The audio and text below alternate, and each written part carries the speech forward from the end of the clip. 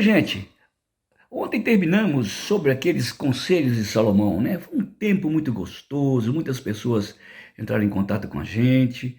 E agora nós vamos começar uma nova série, Como os cristãos devem orar.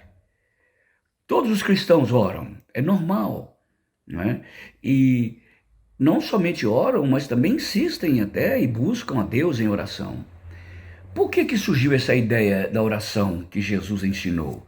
Na verdade, eu quero falar sobre a oração dominical, a oração do Domini, né, do Senhor, a oração que Jesus ensinou lá em Mateus capítulo 6 e em Lucas capítulo 11. Vejam bem o que Jesus está dizendo aqui. Os discípulos, então, de uma feita, estava Jesus orando em certo lugar. Quando terminou, um dos seus discípulos lhe pediu: Senhor, ensina-nos a orar, como também João ensina aos seus discípulos. É normal, ou era normal, que os mestres ensinavam os seus alunos ou os seus discípulos a oração. O que dá a entender claramente é que Jesus orava baixinho, né? Tanto que os discípulos não ouviam. E quando ele estava orando, quando ele terminou a oração, um deles disse: Senhor, João, que era João Batista, aquele que havia batizado Jesus, lembra? Ele ensinava os seus discípulos. E agora, se João ensina, ensina-nos a orar.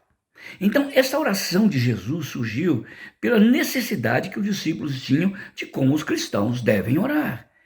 Você pode chamar oração de prece, pode chamar oração de reza, pode chamar oração de oração, mas tem que ser oração.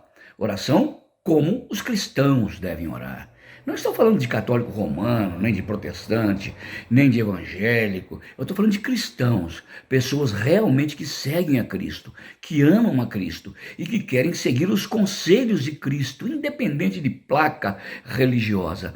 Como os cristãos devem orar. Essa necessidade surgiu porque os discípulos de Cristo não sabiam um modelo de oração. E nós vamos ver então como Jesus ensinou aos seus discípulos a orar.